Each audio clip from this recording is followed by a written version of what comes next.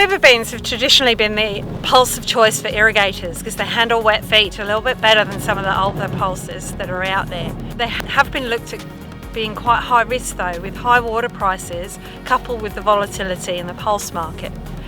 We've teamed up with Faba Australia to see if we can optimise the genetic potential of beans to try and take some of the production risk out of the system.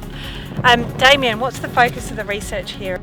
Once again, we're going a little bit back to basics. So we've got 4 or 5 trials in here, looking at using different irrigation strategies. So we're standing in here at the moment at the flood irrigated beans, but we do have some beans on overhead spray irrigation.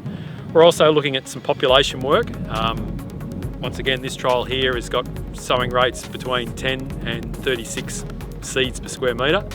Also looking at disease management, particularly with the increase in the availability of some fungicide options, and also a little bit of PGR work that we've traditionally done. Nothing's registered, but we're interested in being able to control the canopy.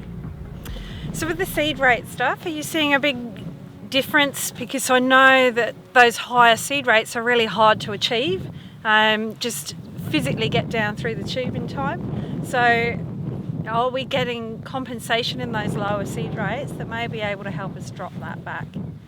So preliminary data at this stage, of course, yield will be the ultimate determinator of where our optimum seeding rate is.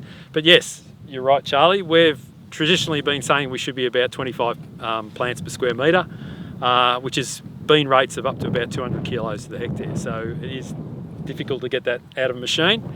But this trial will give us the opportunity to actually revisit and make sure that we are, is 25 our target, or can we come back a little bit?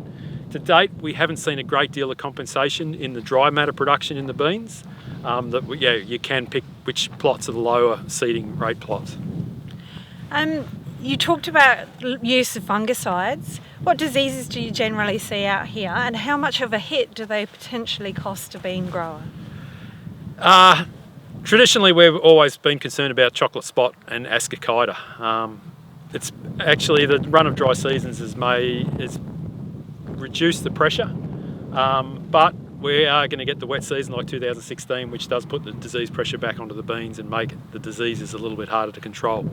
I suppose the changes that we've seen are increased resistance in the varieties that have been released, but also the range of fungicide products that we've got to be able to use. So one of the trials here is looking at the cheap version of using chlorothalonil and tebuconazole versus a more expensive treatment of a mixture of Veritas and Aviator.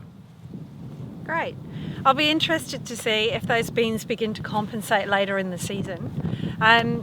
We'd like to thank GRDC for funding this project and FAR for being our partners. If you're interested in following the research through, then please get in touch. There are linked irrigation discussion groups happening so that you can become more involved in the research out here.